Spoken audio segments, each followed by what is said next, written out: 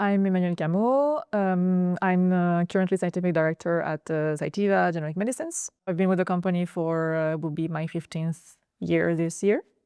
So we certainly are uniquely placed as we support all the modalities that are being developed today, from really the start of the therapeutic development towards the end, right? So I think the bottlenecks depend on the modality because they are not at the same maturity stage depending on the modality, right? So you have like ex vivo cell therapy, like autologous mostly, that is quite now mature technology. It's been out there for let's say around 10 years now, and it's really been maturing through the past years. And now the bottlenecks are more about speed of manufacturing, speed of release, because then the patients are all actually waiting for their therapies and sometimes dying because of that. So it's we can make a process very short, efficient. There's people having like processes like 3-day process, 1-day process. We've seen, I think in the future we may even see hours, but then it's about really the release testing of those therapies.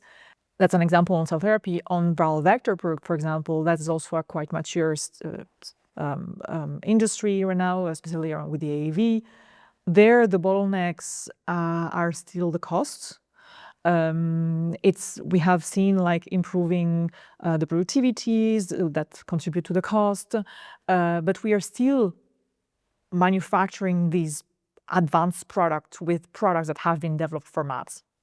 And as a solution provider, we are trying to fix that problem. I mean, it's a problem that is solved by all the actors in this industry, for Cytiva, our competitors. But it's our role to look to develop and bring to the market technologies that are specially developed to manufacture and purify these molecules to address the specific challenges on quality, potency, to get the safest product out there at the lowest cost.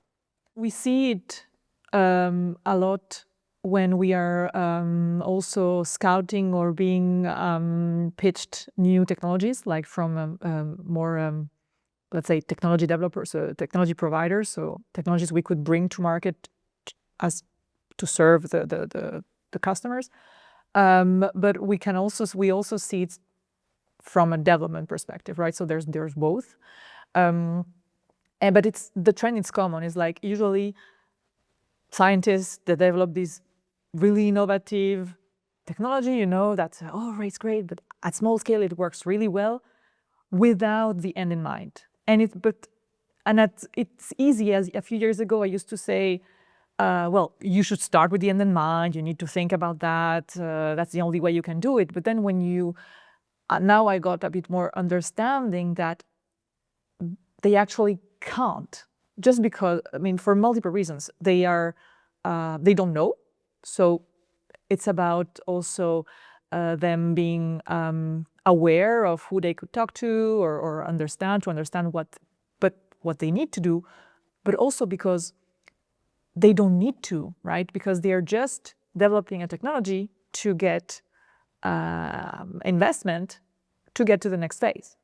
So and potentially be acquired or something, right? So there's no thought about that, and they are not like incentivized, or to do that, which is causing sometimes a problem because, for example, for us, just if we take technologies that we would be looking into for, I don't know, investing or acquiring, usually we would do that in a technology that is has some kind of proof of concept, quite mature, etc.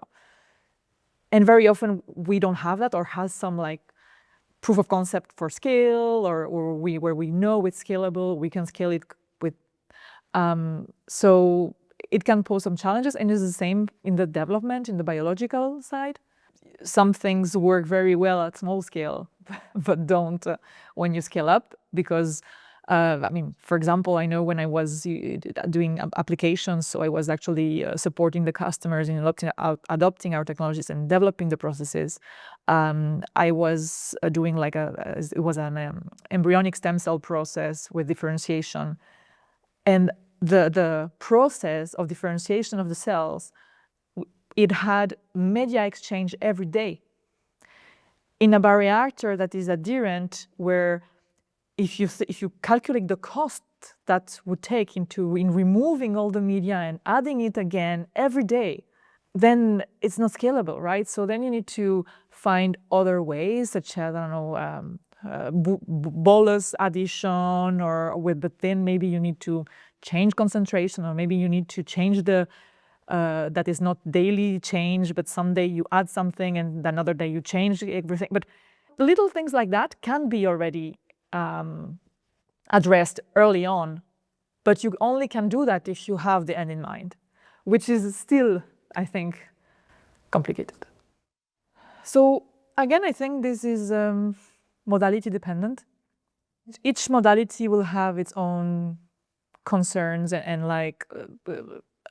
level of standard, right? If we take, for example, viral vector and AAV, what the industry is achieving is already quite remarkable, from having a kind of robust process. I mean, the therapies that are approved and the manufacturers that are doing it large scale, GMP, have really proved robustness into always getting the same quality, productivity from a transient process. So that's where basically you're transfecting a clonal cell line. So in the start, all the cells are the same, right? They come from the same cell, they divide it, we have the clonal. But then you transfect transiently. By doing that, every cell is different. So already from the start, you're starting with something that is very variable. So managing to, from that, get something that is within the accepted variability, always the same, is quite a performance, I would say. However, now we are developing, and they are developers, and we are one of those who are bringing stable cell lines for viral vectors to the market. And then we are addressing that, right? So mathematically, we are then entering more a mAb-like manufacturing process, where the cell that produces the AAV is clonal, right? Then we have all the cells are identical. So then from there, you will always have the same productivity, the same quality, and then it's just about purifying it accordingly. Of course, when you're talking about cell therapy, this is much more variable because it's a patient material, even if it's particularly if it's autologous. So that's where, like, reproducibility, robustness, this is like not really achievable unless you go with like more allogenic, where you're using always the same source of donor material, etc., and then you can build some kind of. So yeah, depends. If you start to develop your therapy and your process with the end in mind, on okay, what is my process going to look in GMP? What is the scale I'm going to manufacture? Then you can make the right decisions from the start. Of course, as I said, this is not always easy, because there's always a balance between the effort you put in that and the money it takes, and the time you have to get proof of concept data, clinical data, get money from investors, all that, right? So there's some kind of balance to be found there. So as soon as possible. If you do it too late, the risk is that you will delay your clinical phase, because whenever you will then enter GMP and have to go to a CDMO, the CDMO will have to redevelop your process, right? If it's not cost efficient, if it's not delivering the right quality for GMP, if it's not just manufacturable, because like there's open steps and things that are not that cannot be, let's say, compatible with good manufacturing practices, then they will need to redevelop. What can be easily done is already using technologies from the start, if possible, that are scalable. If you use a technology that is scalable, that exists in GMP grade already from the start, even if you use like the GMP-like version, or you're already enabling, and this specifically for reagents, for example, you're already having your process ready, right, for later. So you will not need to change that. You will just have the same product that has the stamp on it, right? So things like that, thinking about that, a lot of time people, developers neglect the quality of the reagents, like plasmid DNA, things like that. It contributes a lot into the quality of the product. AI is looking into a lot of areas, right? And there's a degree of people are starting also to build models into how AI can predict potentially the manufacturability of a drug. So I think the answer will come largely from AI models. And for example, if we take again AAV, today we have AAVs that are not manufacturable in cells because they are toxic and they cannot, like some engineered capsids or others.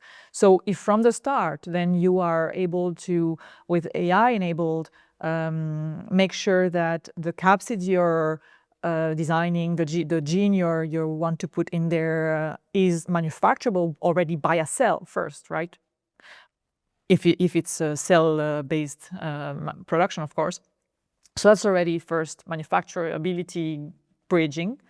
And then it's, will that vector be manufacturable with your platform or with your process or with the average process industry uses and things like that. So I think there will, and that will save a lot of time as well, because there's a lot of time today that developers, CDMOs and others are spending into fine-tuning the platforms, into optimizing the processes to each specific product. So already starting with a predictive way of saying, start with this, it should work, and then you go from there, I think will be significant. And I think, yeah, the answer, it will come from something around AI. So AI is going to influence all the chain, right? So it's going to influence from the drug discovery, the prediction of the manufacturability of the drug, right? So, okay, I discovered a drug, I'm thinking of something. Okay, can this be manufacturable already, like from the start? And if it's manufacturable, how, right? Already saying, like, so that is going to save already, like, a lot of time and money. And then once it's there, once you have a process, but this is not specific for advanced therapies, it's biologics in general, right? Is like integrating with the process analytical tools, controlling your process, automatically. If the trend derives, immediately doing something about it, or potentially restarting your batch and not waiting for the batch to be over, and to find that out, that there's something wrong on the quality. So I think there's going to be a real transformation of how we do science today. I think, as I said, there's been a lot of progress in quality, in scaling, in robustness. We've shown we can treat and cure patients with all these amazing therapies. We've shown we can manufacture them, right? So, I think now it's about, there's always discussion about cost, right? But so the cost is not only the cost of manufacturing, but the cost of manufacturing is a part of that. Looking at all the technologies or things you can do to your process to reduce the cost of manufacturing is something that is still a hurdle, and that we need to continue to work on it so that we can enable the access of these therapies and fitting the reimbursement models and all that, as we've been discussing these past 2 days. There's also balancing with the CMC regulatory expectations, because with if we take, for example, vectors, with now going around to more prevalent diseases, for example, that are less lethal, where you're just curing, you're more going against diabetes, Parkinson, curing eyesight loss, curing deafness. You're not treating someone who is going to die or who has a very severe disease, right? So then the level of quality and safety bar raises, right? So that's also why we're seeing this CMC, people pausing clinical trials, things like that, because they need to revise how they're designing the trials. They need to revise the CMC so that they can prove that, right, for later. Then the developers need to get ready for that. So then that's why then they need to start using also then the right technologies, tools, reagents that enable that, right? That give them that quality, that safety, and be planning for that. And with the move to the in vivo, with all this discussion around in vivo cell therapy, and I mean in vivo modification of immune cells, because in vivo cell therapy is not what we should say, even if a lot of people say it. Today, a lot of people have not yet understood that making an lentivirus for in vivo is not the same as making a lentivirus for ex vivo. And it's the same for LNPs, actually, right? So there's a lot of still unknowns about what are actually the CQAs requirements that will be needed to consider these therapies safe. What will be the balance, the right design of experiments where that should fit. And so I think there's a lot of things that are going to play in the future. And being able to administer these therapies in a targeted and a safe way will be, I think, challenge and will be really interesting to see how it evolves.